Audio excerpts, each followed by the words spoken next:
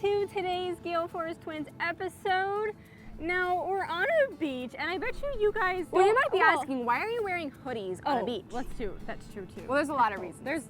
It's cold, It's cold, and it's cold because we've had some crazy weather come through. The rain just stopped, and it looks like this tournament is going to happen.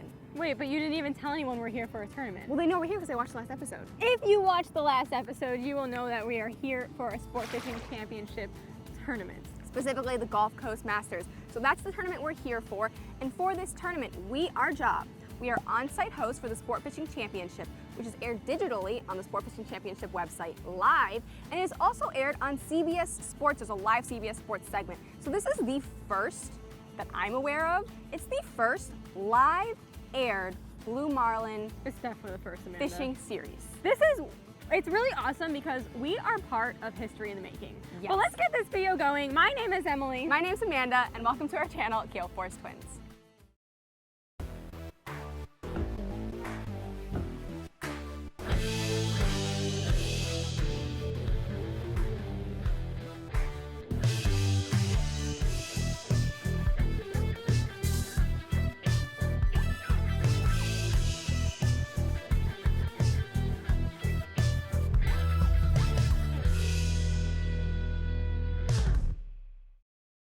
If you guys have been following along on social media, you will have seen that our last tournament that we were at with the Sport Fishing Championship was the Louisiana Billfish Classic. That was the very first one of the series.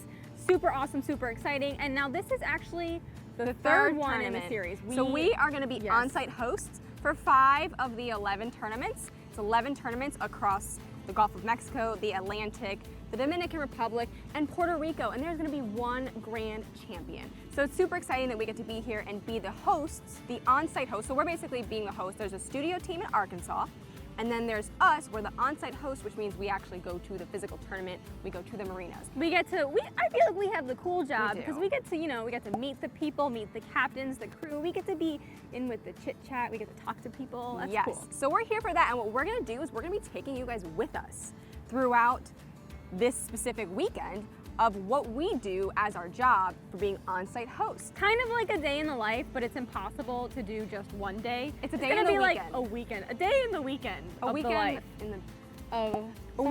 in the life of the Gale Forest Twins as on-site hosts for the Sport Fishing Championship.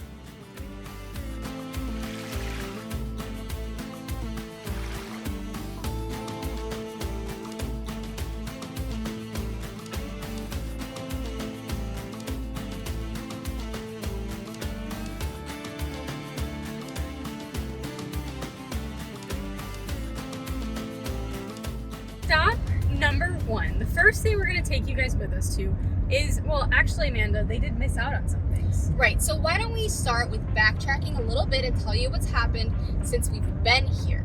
So we flew in on Tuesday night. We flew into Pensacola and then we drove over to Orange Beach, Alabama. So initially, the tournament was supposed to start on Thursday, which is today, but because of a weather delay, they pushed it back.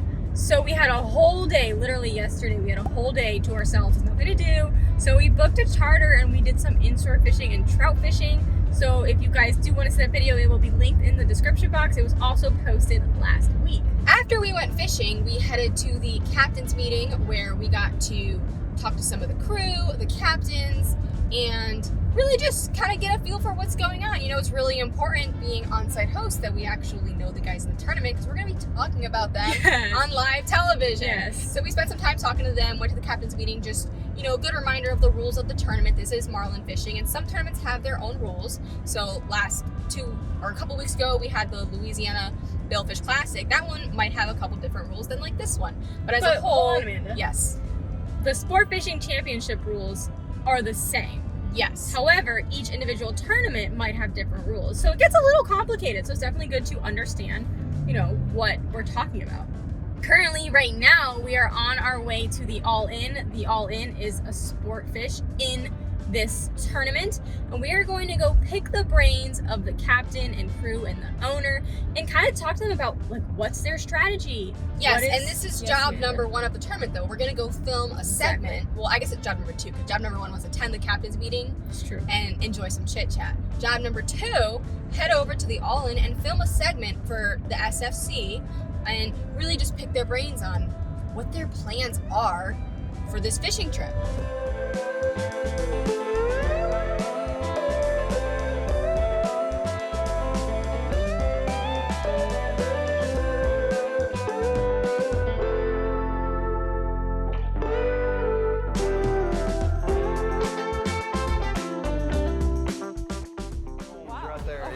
So we'll actually, before we leave to go out, we'll tie the neck up and, you know, kind of just anchor it up on one of these rocket launchers just to keep it. As you get in, especially with a shotgun start, you're going to get in all that boat wake, and that thing has a tendency to go where you don't want it to. So we're going to kind of strap it down. And so I'm assuming you're going to go through a good portion of your fuel just running out to the fishing ground. Yeah, so normally here we're, you know, to be in blue water, or I say blue water, you know, to be in, you know, 600 plus feet, we're going to run 45 miles, and you know, this boat runs 30 knots, so that's an hour and a half of running. But if we have to run, you know, if we're running further, sometimes we'll have this one, another one, and then one on the bow. So we'll be putting an additional 750, 800 gallons on the boat. Let's go check out our desk that we get to stand behind when we're live. Right, because Amanda? It is officially the morning. It's the morning. It's 9:11 Central Time, because this airs at 10:30 Eastern Time. So let's go check out.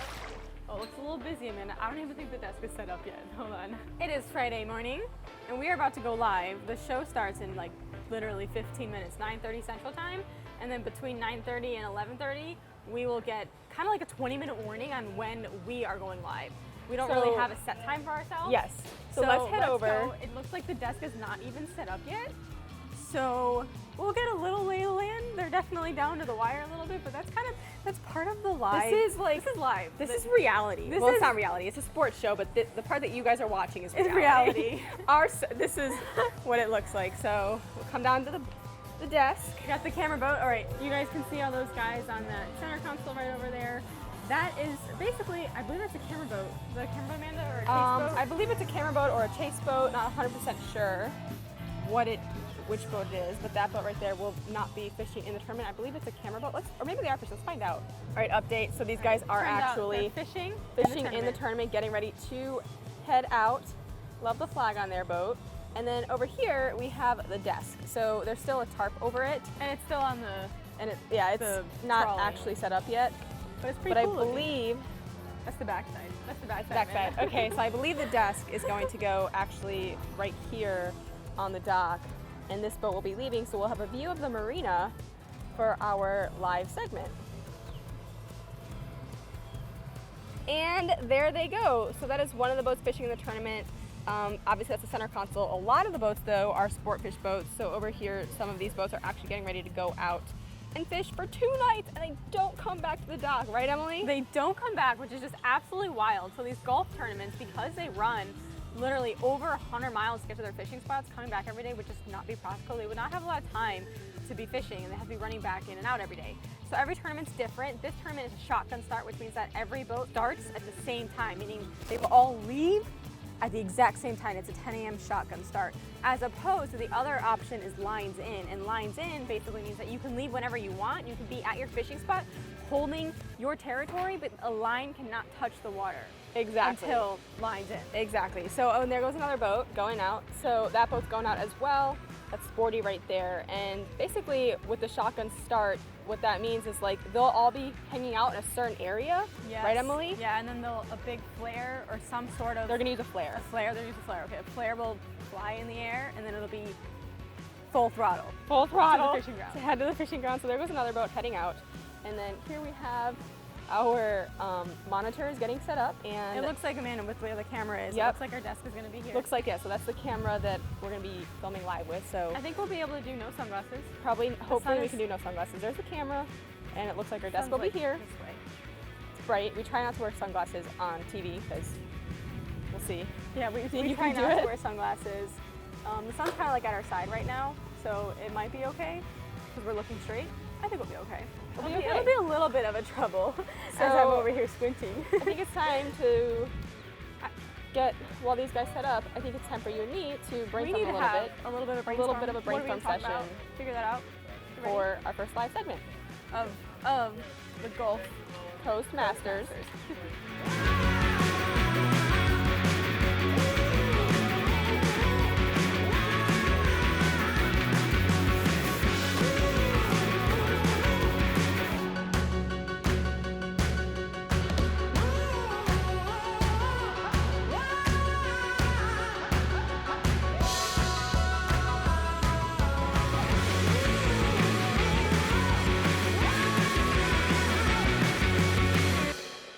Below, but that shotgun start going to make things interesting. Let's go on site with Site 1. The Gale Force twins. Welcome, ladies. Amanda and Emily, good to have you back here. And I just think maybe it's you bringing out the sunshine, because every time we're in this studio, you're in blue skies and in perfect conditions.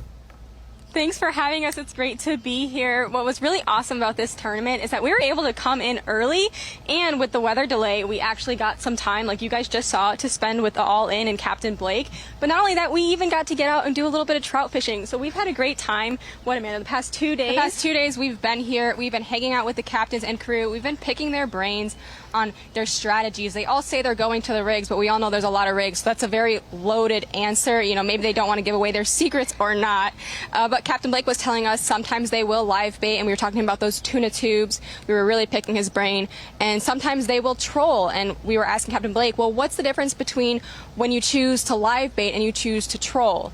And he was saying that when they know they're marking fish, they'll live bait, but if they think they need to cover ground because they can't find fish, they'll try trolling. So a lot of strategies are going into this, and it's been great. We were here. There was a shrimp boil last night with the teams. The night before, there was a crawfish boil. So it is a great place to be right now, and we just watched all the boats right behind us just left. They're getting ready for that shotgun start. Yeah, and Amanda, Emily, we got to hear your feature with them about that fuel. They just took off. They're about to do the shotgun start, and they got out of the marina. There's a lot of strategy, not just, you talked about the tuna tubes, trolling, but that fuel economy, the kind of preparations they have to take there. It's very interesting, and you guys learned about it because you don't do that on the Atlantic normally. No, definitely. On the Atlantic side, we don't have to run hundreds of miles to find our fish. I mean, we run probably 20, 30, 40 tops to get to those fishing grounds to find our mahis and our tunas. We don't really have a blue marlin fishery by us, but out here they're running hundreds of miles, and eventually they're going to run out of that fuel. So Captain Blake was telling us sometimes they'll actually have 3 of those bladders, those fuel bladders, on the boat at one time, and they kind of just have to work around them, which is just nuts to see. I mean, you guys have seen the footage where when there's fish on, they're all over that deck. So I can only imagine that that's just something else that they have to be aware of. Unfortunately, sometimes they're not only all over that deck, they're off the deck as well. Now, were you able to talk to them and ask them about some of those runs? Because, again, this is the Gulf of Mexico. The playing field could be the same areas we saw guys go to and finish. Did anybody say they're going to older water? Is that where the fish are? Or are they saying they're going to stay more easterly? Absolutely. So actually the All-In specifically talked about saying that for this tournament they're not going to be running very far. That's why I believe they only had 1 fuel bladder on their boat, correct, maybe 2. yes. And whereas we were talking to the other boats that they were planning on going back to Venice. So every boat kind of has their own strategy, and we were asking Captain Blake, well, why are you choosing to stay close? And they're actually looking at satellite images before they leave the dock of what the current looks like, and they can see those currents from satellite images, and that's where he's making his call to stay close. And some of the boats are probably looking at these same images and saying, well, I like it better out here, so we're going to go back over to Venice, back to the rigs way out where we were when we fished the Billfish Classic in Louisiana a couple weeks ago. Thanks a lot, ladies. That's great information. Again, we'll be checking in with you later again on site with Site 1, the Gale Force twins, as the boats again prepare for the launch for the first day of 3. Once they take off, they are gone until they come back on Sunday afternoon. Ronnie Moore, let's look back at that Louisiana Gulf Coast Billfish Classic, because that was a good one. We just finished our first live segment. It is 10 o'clock in the morning, Central Time. And we don't go live again until 5 o'clock in the evening. But so Amanda, let's finish. What we're going to do is I'm logging on right now to the Sport Fishing Championship YouTube channel to finish watching the live show. Our segment was, how long was it, 10 minutes, Emily? So I'm logging on right now to finish watching the show so that we can be aware of what's going on, what everyone's talking about. So we're going to sit down, we're going to finish watching the segment, and then I think we're going to probably do some of our own work after this, get some lunch, and be back for our evening segment. It's time for round 2. So we had lunch. Lunch was public subs. We forgot to get footage. Yes, we had public subs for lunch. We worked on our computers, which you guys would be very boring to watch. So we literally just sat on our computers, worked, answered emails, did administrative work, and we went for a 1-mile walk to get moving because we were tired of sitting down. That is what we did, and now we're here for round 2, our second live airing. This is still for the digital series for the Sport Fishing Championship. So all I'm doing right now is I'm looking on the Sport Fishing Championship Facebook page and just reading up on the updates so I'm aware of what's happened between this morning and this afternoon on the Blue Marlin releases. If we have heard them, because some of them are so far offshore, it might take a little bit for us to actually hear it. So that's what we're doing, and we're just kind of catching up, getting educated before we go live in the next hour.